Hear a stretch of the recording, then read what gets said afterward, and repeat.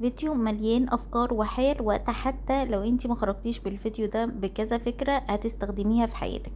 اول فكرة معانا وهي ازاي نعرف البيضة مسلوقة مش من المسلوقة. اول حاجة لو لفت حوالين نفسها كده بسرعة بالمنظر ده دي مسلوقة، ما لفتش دي كده نية ومش مسلوقة. تاني فكرة معانا وهي ان ورق الرول بتاع المناديل دايما بيطير مننا كده بضغطة بسيطة كده في حنفية المية، الورق هيثبت ومش هيطير منك تاني. سلاسل الدهب عندك متعقدة، جربي حطي عليها بودرة تلج بدل ما تقعدي تفكي فيها وقلبيهم كده شوية، هتلاقيها العقد اتفكت اسرع وبكل سهولة. ما ترميش ازاز المية وهي في حجمها الطبيعي، طبقيها بالمنظر ده عشان ما تاخدش مساحة في الباسكت وترمي الباسكت على الفاضي. عندك بقى غسيل الازاز الضيقة برز، وحطي فيه حبة سائل مواعين وربيه كويس، هينضف لك الازازة كويس جدا من جوه. بجد جربيها تعجبك جدا الهاك دي. الفكرة بقى اللي جاية دي للي عندها اطفال وعلى طول بيفتحوا باب التلاجة، معلقة كده عند الباب، اول ما المعلقة هتقع هتسمعيها تعرفي ان فتحت باب التلاجة وتلحقي تقفليها قبل ما تبوظ.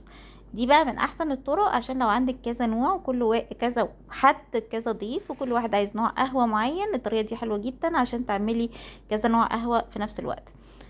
شنط الهدية بقى، شنط الهدية المفروض انها تتقدم ما مش مفتوحة، بنقفلها بالمنظر ده وبنقدمها، دي اهي جديدة حبيت اوريها لكم.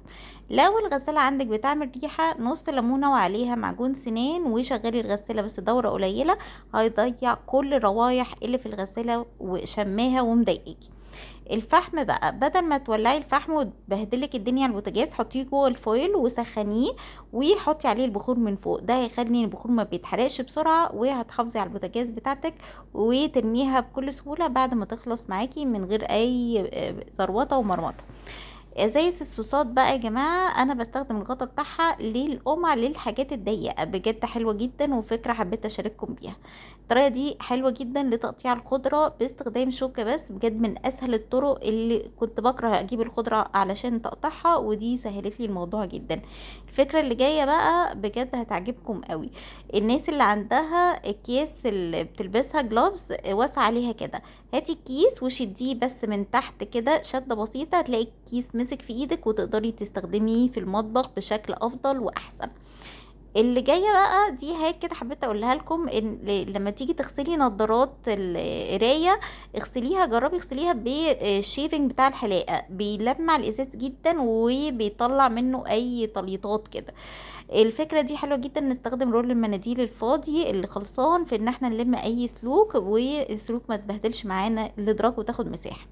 الفكرة دي حلوة قوي بقى يا جماعة، عارفين علب الصوصات اللي بتيجي كده مع الاكل الدليفري، هاتوا الشوكة وسخنيها وابتدي حطي رز في العلب الصغيرة دي وعليها اي زيت عطري، الرز بيحتفظ جدا بالزيت لفترة طويلة، وحطيه بقى في الادراج، في الدواليب، في العربيات، اي حاجة هيعطرها لك لمدة طويلة جدا. لو المانيكير عندك واقع على الارض ما تشيلهوش باسيتون، بيلايط اكتر، هاتي كده سكر وابتدي ان انتي شيليه، بكل سهولة هيطلع معاكي ومش هيبان ليه اي تأثير. بعد ما تخلصي الغسيل، اول حاجة دايما افتحي باب الغسالة وحاولي تحطي منديل او قطن عليهم اي زيت عطري للغسلة اللي بعدها، يفرق جدا في ريحة الهدوم بتاعتك وريحة الغسالة عامة وريحة الحمام او المطبخ اللي انت حاطة فيه الغسالة.